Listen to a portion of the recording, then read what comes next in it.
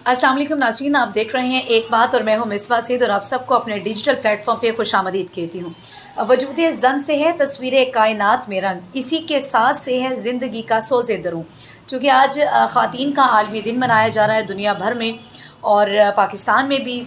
एक बड़ी अच्छी रवायत ये है कि इससे कबल हमने देखा कि ख़वातीन के आलमी दिन के मौका पर जो है वो बड़ी हमें कुछ अच्छी सूरत हाल देखने को नहीं मिली थी। चंद साल पहले की अगर हम बात करें तो उसमें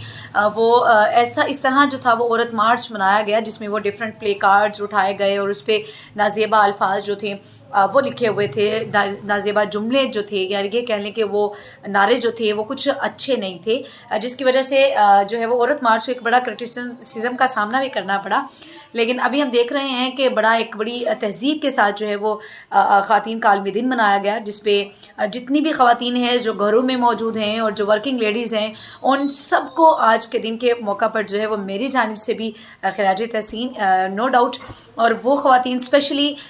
वो ख़वातीन जो पिछले 9 माह से जो हैं वो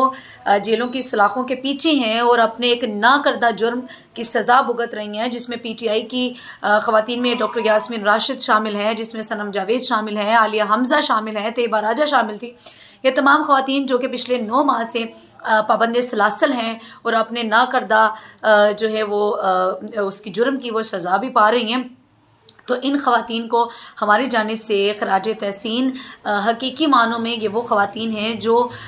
मुल्क की सालमियत की जंग लड़ रही हैं, जो अपनी कह लें कि अपनी आज़ादी की जंग लड़ रही हैं और उनको भी इस मौके पे नहीं बोलना चाहिए। और मौजूदा हुकूमत अगर ये कह दें कि इस वक्त उनके जो हथकंडे हैं वो अच्छे हथकंडे ही कह लेंगे इसको, कि चूँकि नई हुकूमत आ चुकी है और हम ये देख रहे हैं कि मरीम साहिबा बड़ी जो है वो ख़वातीन के ऊपर बात कर रही हैं कि लेडीज़ फ़र्स्ट। अगर लेडीज़ फ़र्स्ट है और हर मौका पर जहाँ भी वो जाती हैं तो वो ख़वातीन की बात करना नहीं बोलती। आज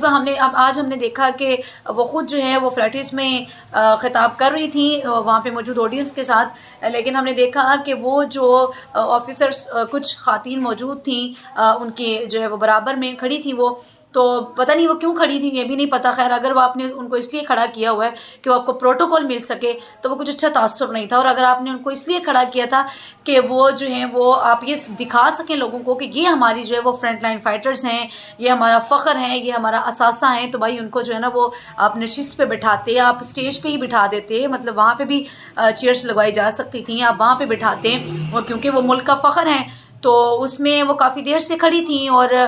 खड़े खड़े जो हैं वो एक लेडी जो थी वो ऑफिसर वो बेहोश हो जाती हैं वहाँ पे खड़े खड़े, और फिर जो साथ 2-3 ख़वातीन और मौजूद थी उन्होंने जो है वो उन्हें संभाला और फिर उसके बाद मरीम साहिबा ने भी पूछा कि आर यू ओके। अच्छा, ये तो आते साथ जो हैं वो आप देख लें कि आज ख़वातीन का आलमी दिन है और आपका जो फ़ख्र है वो आपने अपने इर्द गिर्द खड़ा किया हुआ है, तो कुछ मुझे तो खैर वो कुछ पर्सनली अच्छा नहीं लगा, क्योंकि वो आपने उसको बड़ा प्राउडली खड़ा किया हुआ, तो फिर आप उनको एक अच्छी नशिस्त पे बिठाएं, आप बताएं लोगों को कि जी ये हमारा फ़ख्र है, और कौम वैसे भी उनको जो है वो बहुत अच्छे से जानती है और बिलाशुबा वो फ़ख्र ही है। लेकिन मरियम बीबी आपने आई थिंक सो वो प्रोटोकॉल के लिए साथ खड़ी की हुई थी वो बेचारी, और वो फिर इतनी देर से खड़ी थी कि वो बेहोश भी हो गई। खैर अगर आप हर दूसरे दिन जहाँ भी जाती हैं वो ख़वातीन की हकूक़ की बात करती हैं तो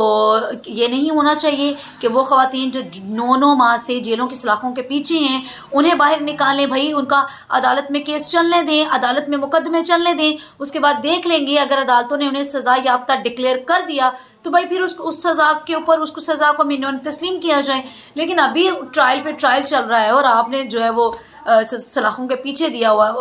फेंका हुआ है उन्हें, और अभी हम ये भी देख रहे हैं कि जो भी आवाज़ उठाता है उसको जेलों के पीछे जाना पड़ता है। तो हर बात करते हुए डर लगता है, सोचना पड़ता है 100 दफ़ा कि इस नुक्ते के ऊपर बात करें, इस पॉइंट को डिस्कस करें। इमरान रियाज की मिसाल हमारे सामने है, अशर शरीफ की मिसाल हमारे सामने है और असद तूर की मिसाल हमारे सामने है। तो बोलते हुए भी जो है वो ज़बान हर सहाफ़ी की इस वक्त कांप रही है। हर सहाफ़ी बोलने से पहले वो ये मैं लिखूं या ना लिखूं, ये मैं सोशल मीडिया पे अपलोड करूं या ना करूं। यकीन करें हमारी सूरत हाल भी कुछ ऐसी ही है कि कहने के लिए बहुत कुछ होता है, लेकिन वो कहते हैं कि आप सच बोल दिया करें। हम तो कोशिश करते हैं कि सच बताएं लोगों को, लेकिन फिर वही बात आ जाती है कि जब हक़ाइक़ और सच बताते हुए भी आपकी ज़ुबान कांप रही हो तो समझ लें कि कहीं ना कहीं पे जो है वो आप यकीनन उस मुल्क में रह रहे हैं जहाँ पे सिर्फ कहने के लिए आपको आज़ादी इजहार राय का हक हासिल है, लेकिन आपको हकीकी मानों में ऐसा नहीं है। मुझे दें इजाज़त, अगली वीडियो में फिर आपसे मुलाकात होगी। जाते जाते गुजारिश, सब्सक्राइब भी कीजिए और लाइक भी कीजिए।